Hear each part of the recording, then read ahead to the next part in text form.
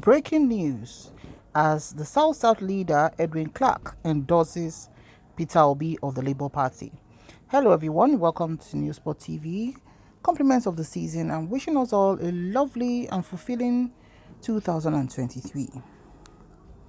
Former Federal Commissioner for Information and South leader Chief Edwin has endorsed the presidential candidate of Labour Party, Peter Obi, as his candidate for next month's presidential election.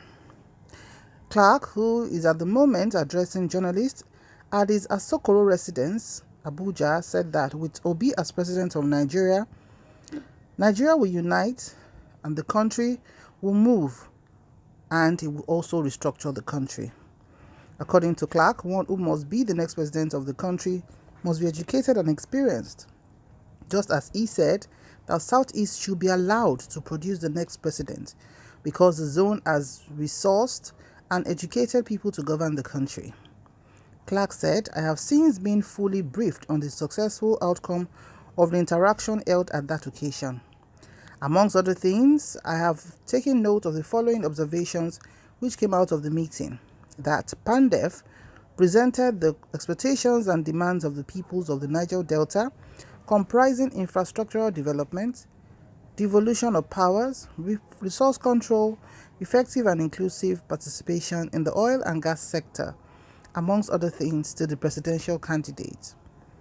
That the vision statement shared by His Excellency Peter Obi Education as it relates to making Nigeria more productive using the rich resource endowment in every part of the country, curbing waste and fighting corruption, and creating jobs for our teeming youth through innovative initiative is very commendable. That is reinstated commitments to restructuring and devolution of power will promote harmony, peaceful coexistence amongst the state and constituent parts of the country. That is vision for more equity and justice as it pertains to the South region, which in the past 60 years has produced much of the revenue for the national economy, but has been neglected with little impact in terms of infrastructure and social development, is convincing and commendable. Peter Obi's commitment to environmental justice, to the cleanup of the Niger Delta polluted communities, is most welcomed, given that even the ongoing Ogoni cleanup has been rather slow. His commitments to inclusion of qualified persons from the Niger Delta in the national governance process in the future government, if elected into power, is very reassuring. The South announcement of the endorsement of Peter Obi is coming less than 48 hours after ex-President Olusegun Obasanjo wrote an open letter to the youth of Nigeria endorsing Peter Obi as the right man for the job. Since ex-President Olusegun Obasanjo made this announcement, he's been under a hot seat about reasons why he shouldn't do that in some quarters, while in some other quarters he's been praised for taking a national stance of equity and fairness.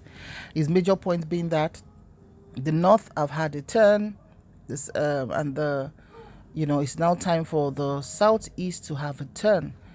And the question people are asking is that how long would this go? How would the effect of the weight of ex-President Olusegun Obasanjo behind Peter Obi be able to help him? And one other thing we cannot take away from Peter Obi is the fact that his growth, his relevance has been very, very organic, with a lot of youth every day joining the obedience movement.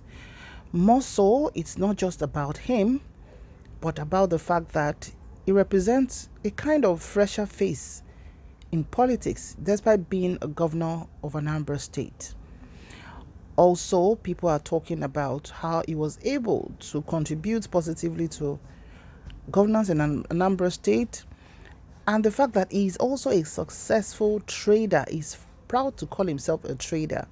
We know a lot of our politicians cannot even, apart from politics, they can't seem to have succeeded in some other things, So, and for Obi, he says his presidency is not a do or die for him, because if he doesn't win, he's going to go back to his business. And that shows that really, whatever it is you're going for in life, especially when you're going to serve, it should not be do or die. It's you're going to serve people, and if they choose not to let you serve them, then life doesn't end. You're going to continue your life doing what you know how to do best, and in his own case, which is trading. So this is how far we've heard with the South leader Edwin Clark saying he's endorsing Obi. And for people who endorse Obi, one of the things that stand out is the fact that, okay, let the Southeast also have a turn. Why must it be every time the North? Why must it be every time the Yoruba people? Why can't the Southeast also have a turn? Let them have a turn, and maybe if they do not do well, then we move again.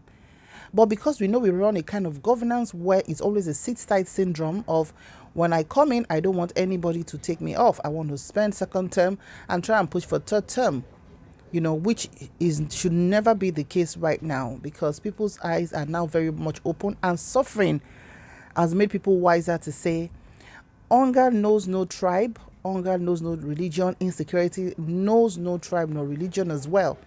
So the earlier we just know what we are doing and make sure that we get the right person into that office by voting in February 2023, then the better for us all. What's your opinion on this?